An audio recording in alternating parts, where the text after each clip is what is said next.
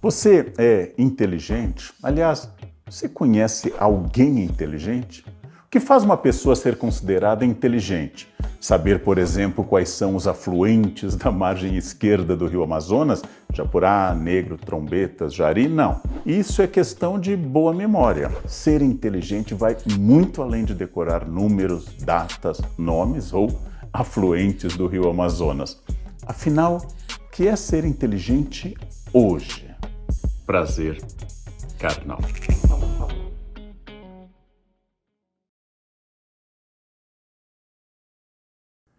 Para definir inteligência, eu já dei uma pista no começo. Muitas pessoas confundem memória com inteligência. Acham que saber muitos nomes, muitas datas, muitas citações ou muitas palavras é algo típico de alguém muito inteligente. Na verdade, é quase o contrário. Uma memória perfeita, às vezes, acontece em pessoas com dificuldade de abstração ou dificuldade de relação, dificuldade de criação. A simples repetição de algo é o que o computador faz. O computador tem o dado, eu peço, o computador devolve. Esta simples evocação de um dado, ela não é o dado central da inteligência. Inteligência implica criar, não apenas repetir. Antes nós imaginávamos que havia apenas inteligência. Alguém era inteligente. Isso significaria uma capacidade universal de ser inteligente. Na década de 1980, nos Estados Unidos, um estudo em Harvard demonstrou pela primeira vez os tipos de inteligência.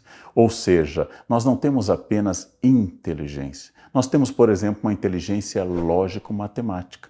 Pessoas capazes de lidar bem com abstrações numéricas, volumes, geometria, deduzir hipóteses, pensar matematicamente. Nós temos também uma pessoa capaz de ter inteligência linguística. Encontram palavras adequadas, fazem frases novas, têm imensa capacidade em compor ideias a partir de palavras. Muitas vezes, uma pessoa excelente em lógica matemática é ruim ao escrever. Outras vezes, um genial literato que cria ideias muito inovadoras é incapaz de resolver uma equação simples, e não apenas por treino, mas porque são inteligências distintas. Existem pessoas com grande habilidade, por exemplo, de conhecer ao grupo e conhecer outras pessoas e lidar com as emoções do grupo. Temos também pessoas capazes de autoconhecimento, capazes de saber se o seu sentimento é A ou B. Falamos então de duas inteligências, interpessoal e intrapessoal. Sua capacidade de perceber outras pessoas, seus sentimentos, as oscilações e a capacidade de perceber a si. Nós sabemos que há pessoas geniais de um ponto de vista técnico-formal, na elaboração de teorias científicas, mas com uma dificuldade imensa de convívio em grupo. E outras que têm grande capacidade de conviver em um grupo, mas têm dificuldade com abstrações matemáticas ou, por exemplo, linguísticas. Existem pessoas com grande capacidade de perceber o próprio corpo ou perceber o espaço ao redor. Chamamos a estas inteligências de corporal e espacial. São inteligências que podem vir acompanhadas de outras. Quando eu tenho uma inteligência corporal, não quer dizer que eu não tenha, por exemplo, nenhuma inteligência intrapessoal, mas o ponto forte da pessoa passa a ser a percepção corporal ou a percepção espacial. Vamos imaginar que você, ao ouvir uma melodia, já passe a identificar notas, ou tenha imensa capacidade de compor, ou tenha uma inclinação natural aos sons e aos ritmos. Trata-se, evidentemente, de uma inteligência musical. Mas existe igualmente uma inteligência que diz respeito ao ambiente. Existe uma inteligência que fala do diálogo dos seres vivos, tudo aquilo que nós temos descoberto com cada vez maior intensidade, uma inteligência ambiental, ecológica, em que eu percebo as relações dos seres vivos. Quando alguém vai mal em matemática, isso pode significar apenas que a inteligência lógico-matemática não é forte naquela pessoa.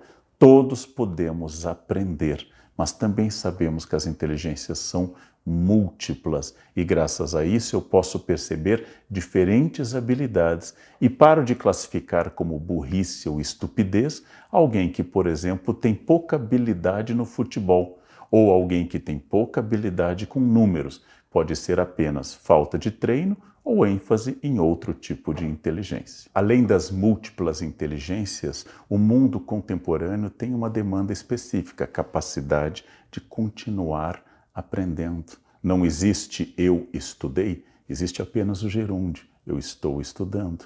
E essa capacidade de aprendizado contínuo nós chamamos de learn ability, a capacidade de continuar aprendendo em um mundo líquido que se transforma em grande velocidade.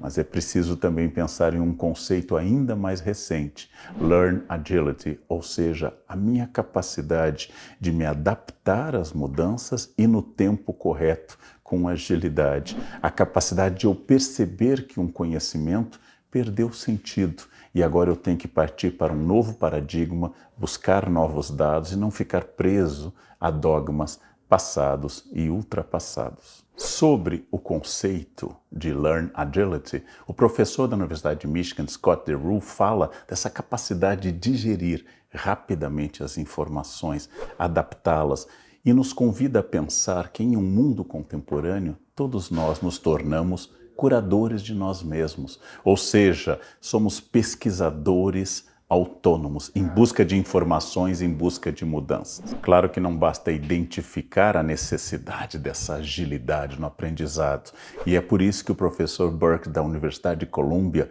estabeleceu 9 passos para eu conseguir desenvolver essa Learn Agility. E o primeiro deles é a necessidade permanente de feedback. Por quê? Eu tenho grande dificuldade de ter consciência de quem eu sou sem a observação externa. Então, a necessidade de feedback é um distanciamento da minha ação, do meu pensamento e da minha própria consciência graças ao feedback dos outros. Não quer dizer concordar com esse feedback, quer dizer ouvir e saber se aquilo tem sentido, se aquilo tem validade. Além desse feedback, uma busca incessante, permanente de dados, uma busca de informações que possam me abastecer de todas as formas, livros, filmes, atividades sociais em que eu seja abastecido, atento e consciente para as coisas que podem transformar minha ação, minha consciência profissional, minha relação com as pessoas. Mas eu preciso também assumir riscos. O professor Burke ainda destaca 2 campos onde esses riscos podem ser úteis: riscos interpessoais e riscos de desempenho. Eu tenho que ser desafiado, eu tenho que me submeter a situações que me tirem da minha zona de conforto. E eu tenho que ser capaz de falar a outras pessoas e compartilhar, talvez, erros de avaliação, fracassos, porque isto vai me tornar mais próximo das pessoas e capaz de pensar novas estratégias, assumir riscos de desempenho e interpessoais, segundo o professor Burke, estimulam a sua Learn Agility. Mais 2 habilidades fundamentais: colaborar e experimentar.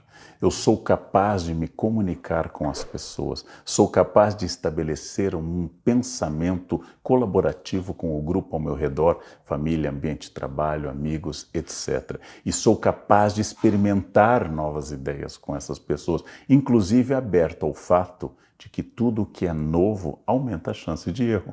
Se eu vou fazer uma receita nunca antes experimentada na minha cozinha, a chance de dar errada a receita é muito maior do que aquela que eu testo toda semana, mas só assim eu vou me desafiando, me expandindo e vou conseguindo na comunicação com as pessoas e na ousadia de novas ideias práticas, eu vou conseguindo desenvolver essa agilidade essencial para o mundo contemporâneo. Um item fundamental na avaliação do pesquisador Burke é a questão da reflexão. Eu agi, eu li, eu pensei, eu empreendi, eu preciso agora pensar sobre isso, pensar com honestidade, com clareza, de forma direta, sem querer preservar o meu narciso. Isto faz parte do processo reflexivo e essa capacidade para ele é essencial nessa agilidade. E para encerrar, 2 questões centrais: flexibilidade. Pessoas duras, dogmáticas, intransigentes não são ágeis, não se adaptam ao mundo em velocidade, flexibilidade. E por fim, essencial no conceito, velocidade, mover-se rápido, não procrastinar, palavra que os americanos gostam muito, nós usamos um pouco menos, não adiar o que é essencial, não deixar para amanhã, ter timing, não procrastinar, para que eu me adapte à velocidade do mundo. Tudo isto são habilidades que eu posso incentivar para que eu me torne uma pessoa mais ágil, mais veloz e possa me adaptar melhor e até dirigir melhor e com protagonismo minha existência nesse mundo absolutamente veloz e que privilegia pessoas protagonistas. E já que eu falei de protagonismo, eu quero encerrar lembrando que o conceito de inteligência implica assumir a responsabilidade sobre si. Não são as pessoas, não é a empresa, não é a família que vai me tornar mais inteligente, que vão estimular a minha inteligência. Sou eu mesmo que me aproveito das informações, das situações e me torno protagonista responsável, ativo pelo meu crescimento, pela minha educação permanente. De novo, não existe estudado, existe estudando, não existe patamar de vitória, existem apenas degraus que eu vou galgando rumo ao desenvolvimento da inteligência, que nunca será total, mas sempre será perfectível, cada vez melhor, cada vez mais próxima daquilo que eu desejo. Para ser inteligente, é essencial ser protagonista. Foi um prazer.